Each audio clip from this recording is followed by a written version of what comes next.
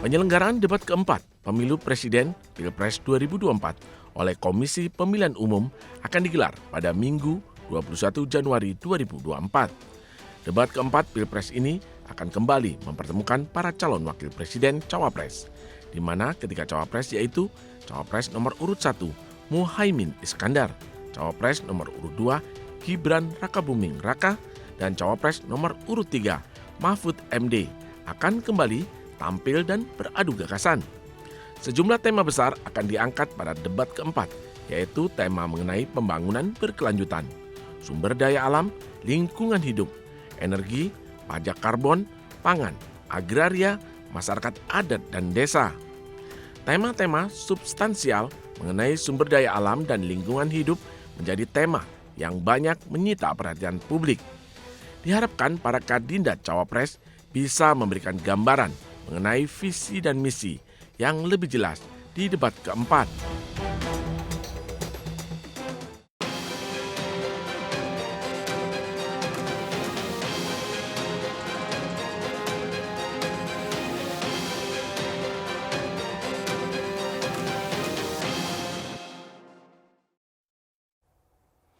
Selamat malam pemirsa, rangkaian debat antara kandidat calon presiden dan wakil presiden akan memasuki debat keempat dengan tema yang berfokus pada pembangunan berkelanjutan, sumber daya alam, lingkungan hidup, energi, pangan, agraria, masyarakat adat, dan juga desa.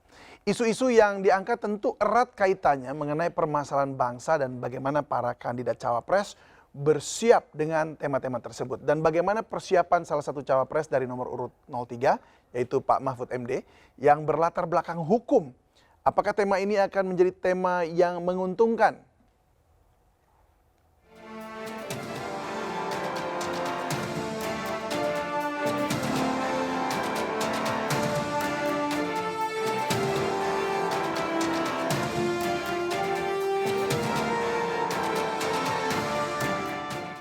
Ya, untuk membahas hal ini sudah hadir di studio One on One Sindo News TV, Dr. Kiai Haji Muhammad Zainul Majdi atau TGB, Ketua Harian Nasional Perindo, yang juga Wakil Ketua Tim Pemenangan Ganjar Mahfud. Selamat malam Pak TGB. Selamat malam David. Terima kasih Pak. Sehat selalu ya. Sehat selalu Pak. Semangat Pak ya. Ini kampanye jalan terus. Kesehatan bagaimana? Alhamdulillah. David semangat juga ya. Semangat juga. Kalau semua semangat, optimis, insya Allah Indonesia akan baik.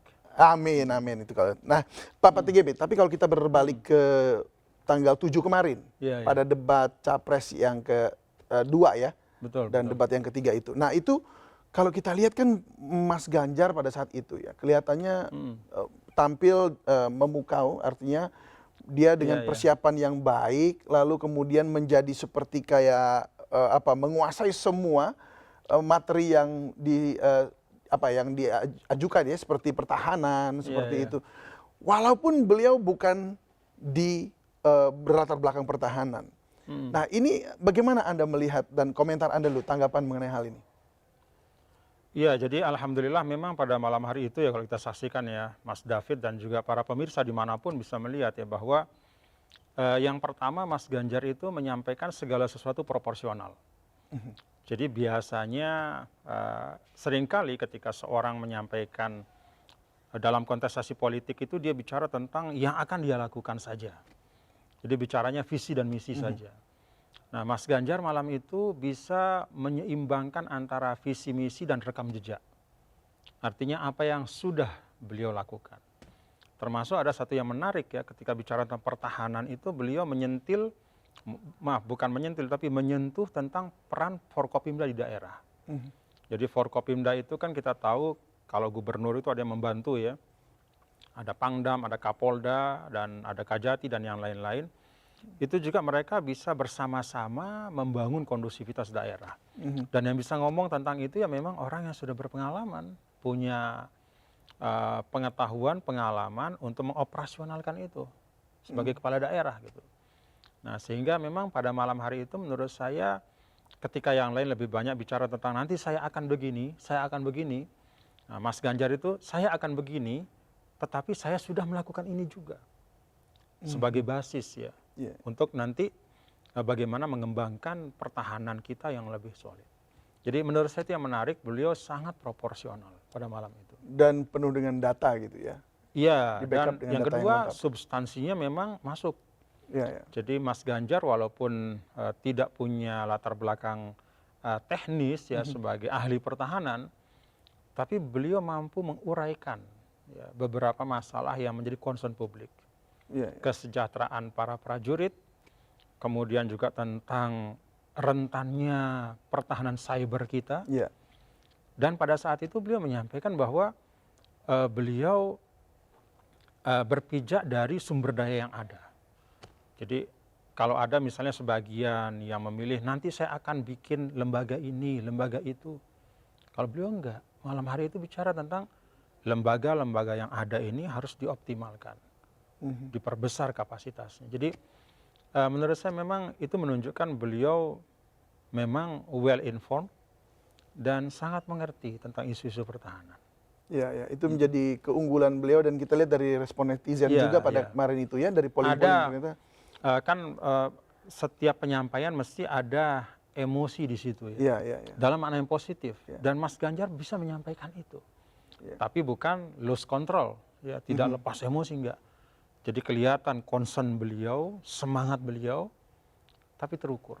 Terukur dan ada terukur. proximity yang disampaikan juga Ya, kena gitu ya ke betul. para tentara yang memang Betul, juga apa namanya perlu ditingkatkan kesejahteraannya dan sebagainya. Iya. Nah, kalau dilihat kemarin ini memang tampaknya sangat siap sekali, bahkan sampai pakai jaket bomber segala ya. Itu memang salah satu dari strategi begitu untuk maju dalam debat kemarin atau bagaimana? Jaket bomber itu membuka ruang untuk dimuatkan emblem-emblem yang terkait dengan langkah-langkah yang akan dilakukan ke depan. Jadi makanya di situ kan ada banyak emblem. Iya, Itu masing-masing mewakili program-program yang terkait dengan pertahanan keamanan sebenarnya. Kalau dicermati. Jadi ada emblem tentang kesejahteraan prajurit, ada emblem tentang alutsista, dan ada banyak sekali emblem. Itu mencerminkan, ya lah kalau pakai kemeja kan nggak mungkin jet emblem gitu kan, tapi pakai bomber itu bisa. Dan juga estetikanya masuk gitu. Oh wow, saya kira itu operasi-operasi yang pernah dikerjakan ternyata. Enggak, itu program semua. Program semua. Iya. Oh. Jadi itu juga simbol bahwa Mas Ganjar itu tidak hanya program itu tertulis, tapi sudah embedded, dia sudah menjiwai itu. Dia membawa itu kemana-mana. Dan saya pikir itu menunjukkan kesiapan seorang pemimpin. Keren, keren. Luar biasa. Nah kalau kita lihat juga kemarin itu, di antara perseteruan antara yang satu dengan yang dua begitu, tampaknya Mas Ganjar ini lebih kepada penengah. Ini memang sengaja diarahkan ke situ atau ini memang improvise dari Mas Ganjar yang kemudian menjadi penengah di antara keduanya begitu ya?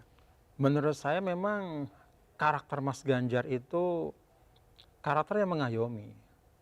Menurut saya itu juga salah satu yang menarik ya dari kepemimpinan beliau. Kalau kita lihat 10 tahun di Jawa Tengah itu, beliau kan sangat sering ke kampung-kampung, bahkan menginap di rumah penduduk. Iya, iya. Lalu menjalin kedekatan dengan seluruh rentang usia, mulai anak kecil sampai nenek-nenek bisa akrab. Dan bisa merasa apa ya, ada pembicaraan, ada dialog yang hangat penuh gitu dengan empati. Iya, gitu. empati. Jadi memang karakter beliau itu mengayomi. Sehingga ya kalau saya sih melihat bahwa ya itulah salah satu karakter pemimpin yang dibutuhkan oleh Indonesia dengan keragaman yang luar biasa. Iya. Latar belakang masyarakat ada yang sangat keras, ada yang sangat lembut, ada yang tanahnya sangat subur, yang sangat kering. Itu keragaman itu kan membutuhkan pemimpin yang tidak emosional, yang rileks dan mau mendengar, ya, dan solutif. Jadi itu menurut saya hal yang juga membedakan Mas Ganjar dengan yang lain. Oke, jadi ini saya dari Pak TGB ngomong soal dari tanah yang kering dan tanah yang subur, ini latar belakang mempengaruhi emosional mereka. Nah ini kita akan bahas nanti Pak ya, yang segmen kedua ini karena sepertinya menarik sekali untuk mempelajari yang seperti itu dan saya yakin Pak TGB memang sudah di bidangnya. Namun untuk Pak Ganjar kemarin mempersiapkan diri, emang apakah ada pelatihan khusus begitu? Tidak pernah ada. Tidak Jadi pernah ada. Lebih kepada diskusi yang berkelanjutan saja. Jadi dengan para pakar, kan kita punya Dewan Pakar di TPN. Ketuanya kan Bang Sandiaga Uno. Ada banyak pakar di situ ya, Mas Ganjar terus-menerus diskusi dan juga dengan para pimpinan TPN, dan yang lebih utama menurut saya adalah beliau memang sudah banyak sekali menyerap dari masyarakat. Jadi suara-suara masyarakat itu terus beliau serap, dan terlihat dalam debat itu beliau mencoba menyampaikan itu secara ekstraktif ya. Intinya begini, maunya masyarakat kayak begini, kami juga akan mengakomodir itu. Jadi menurut saya memang itulah seorang pemimpin. Beliau sudah mengerti persoalannya apa ini, tinggal kemudian ada yang sudah dikerjakan dan akan apa lagi yang harus dikerjakan ke depannya. Diagnosanya itu sudah tepat. Sudah tepat. Sehingga gitu mudah-mudahan menguraikan dan menyelesaikan masalahnya pun akan bisa bagus. Baik. Nah, lalu ke depan ini kan tanggal 21 akan ada debat cawapres yang kedua ya. Pak Prof Mahfud ya. Iya, Prof Mahfud. Nah, ini persiapannya gimana, mengingat bahwa beliau kan backgroundnya hukum. Tetapi debat ini temanya agraria, energi, sumber daya alam begitu. Persiapannya kira-kira akan seperti gimana, dan strateginya mungkin harus apa yang mesti lebih dititik berakatkan gitu. Pak Mahfud itu adalah satu dari sedikit putra bangsa yang punya pengalaman di 3 cabang trias politika lengkap. Eksekutifnya, legislatifnya, yudikatifnya. Beliau pernah menjadi anggota DPR, pernah menjadi menteri dalam posisi yang beragam, dan pernah menjadi anggota sekaligus ketua Mahkamah Konstitusi. Jadi dengan kredensial seperti itu David ya, saya yakin beliau memiliki perspektif yang lengkap terhadap seluruh topik-topik yang akan dibicarakan pada debat cawapres. Karena memang kan kalau pada istilahnya level kepemimpinan nasional, ya tentu bukan lagi bicara tentang teknis-teknis, apalagi singkatan-singkatan gitu ya, ada ribuan singkatan lalu kemudian bahas 1-2 singkatan, itu sama sekali nggak relevan. Seorang pemimpin pada tingkat seperti kepemimpinan nasional, ya dia harus berpikir pertama generalis, ya, dia bisa men-scan semua masalah, lalu kemudian mengambil keputusan sesuai dengan national interest, kepentingan nasional, dan pada saat yang sama dia juga tajam, solutif. Dan kalau bicara tajam dan solutif, Prof Mahfud ini seorang yang kita akui semua, dimanapun beliau berada, itu beliau menjadi penyelesai masalah, the fixer. Selalu kalau ada keruwetan, beliau kemudian bisa menguraikan itu. Ya termasuk beberapa kasus terakhir yang beliau asistensi sendiri kan David ya. Misalnya mohon maaf ada kasus Pak Sambo di kepolisian kan, itu kan beliau kawal terus sampai akhirnya selesai. Nah, kita butuh fixer, yaitu orang yang beresin urusan. Yang urusan yang kalau kata Pak Mahfud, tas-tas gitu. Kalau kata Mas Ganjar, sat-set. Gitu. Jadi memang ya itu kita butuh seperti beliau. Jadi saya percaya betul lah dalam debat nanti beliau akan mampu menguraikan, menyampaikan apa-apa yang diperlukan. Ya itu tadi mungkin kan memang kalau kita lihat memang kasus Sambo dan segala yang kasus-kasus korupsi yang dibongkar juga, itu memang semua bicara terkait langsung dengan hukum ya, pidana korupsi dan segalanya. Tapi ini kan ada hal-hal yang lain nih, yang dari agraria dan energi dan sebagainya. Apakah ini Pak Mahfud memerlukan, artinya ada kayak seperti ya itu tadi pelatihan khusus, atau mungkin ada yang membackup dengan data-data yang cukup, karena tentunya itu akan bukan hanya Pak Mahfud, ini akan jadi persoalan yang lain-lainnya, karena yang lain-lainnya juga rasanya nggak di bidangnya di situ gitu ya.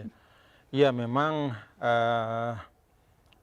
bidang-bidang itu kalau dilihat sepintas ya David, kayaknya memang nggak begitu nyambung dengan background Pak Mahfud ya, sebagai ahli hukum.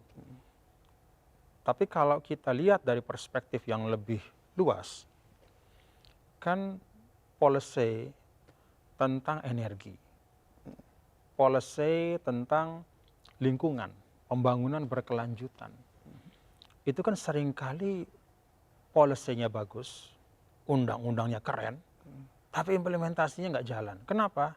Ada masalah hukum. Tidak ada kepastian hukum.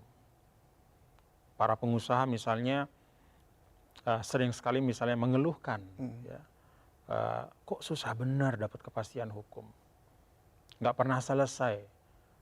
Misalnya masuk menjadi perkara tertentu, udah selesai ketok, masih kemudian bisa dipermasalahkannya, terus saja begitu. Dan itu cost ya sangat besar ya bagi pengusaha. Untuk rakyat perlu perlindungan hukum. Nah, keduanya ini kan merupakan concern kita semua. Sehingga kalau kita bisa misalnya bicara tentang pembangunan energi Indonesia ke depan yang memperhatikan misalnya renewable energy. Kan itu butuh inovasi yang kuat. Dan inovasi itu harus dilindungi dengan tatanan hukum yang bagus.